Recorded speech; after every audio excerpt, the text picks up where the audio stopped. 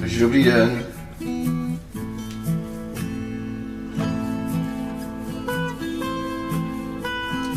Připravil jsem si pro vás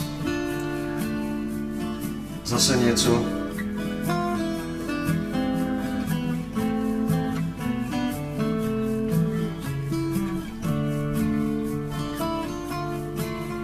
A nazval jsem to Měl by tě Bůh pustit do nebe.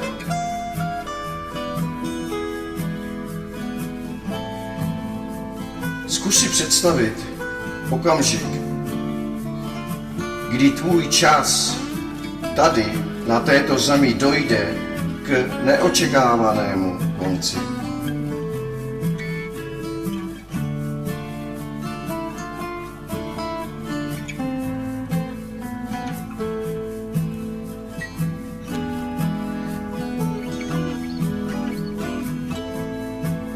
Až se ukáže a ty se ocitneš před svým Stvořitelem.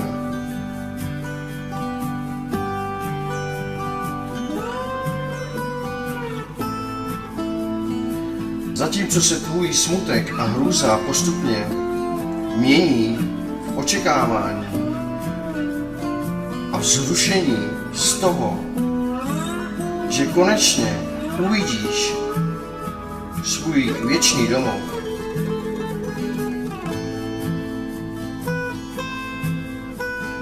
budeš náhle zastaven před vstupem. Bůh ti třeba položí otázku: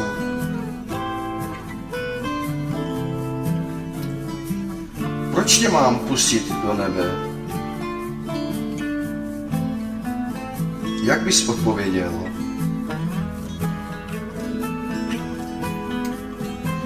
Naštěstí, až tento velký nádherný den každého z nás přijde, Bůh se nebude ptát, zda jsme nejdřív úspěšně dokončili vstupní test.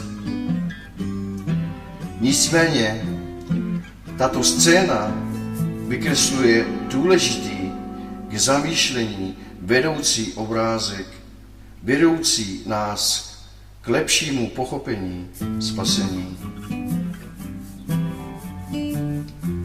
Někteří mohou na Boží otázku odpovědět s poukazem na dobré věci, které vykonali. Jiní by mohli popsat svou věrnou docházku na bohoslužby, anebo další jiní by mohli uvést všechny špatné věci, kterým se v životě vyhýbali.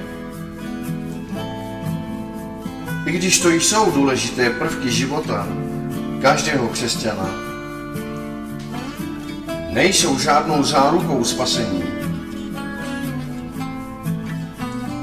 Na tu otázku je jediná správná odpověď.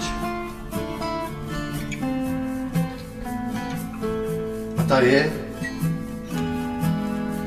učinil jsem Pána Ježíše Krista Pánem mého života a on mě očistil ode všech mých hříchů.